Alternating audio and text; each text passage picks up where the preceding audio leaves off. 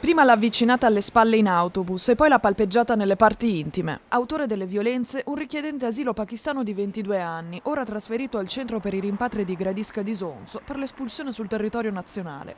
Il giovane è stato denunciato per aggressione a sfondo sessuale ai danni di una studentessa 17enne su un autobus urbano. Il provvedimento è stato disposto dal questore di Padova, Marco Dorisio, a seguito della valutazione di pericolosità sociale del giovane, entrato irregolarmente in Italia nel marzo 2024 e ospitato nel sistema di accoglienza. La ragazza, sedita sul bus per andare a scuola, sarebbe stata palpeggiata dal 22enne che l'avrebbe avvicinata alle spalle tentando ripetuti approcci. La studentessa era riuscita a scendere alla fermata successiva. Il giorno seguente, rivedendolo sullo stesso autobus, ha chiamato il 113, permettendo agli agenti delle volanti di individuarlo e denunciarlo. Attivato il codice rosso, il questore ha inoltre disposto un divieto di accesso di 2 anni alle infrastrutture del trasporto pubblico. Parallelamente, l'Ufficio Immigrazione ha segnalato il caso alla Commissione territoriale, che ha rigettato la domanda di protezione internazionale e revocato le misure di accoglienza.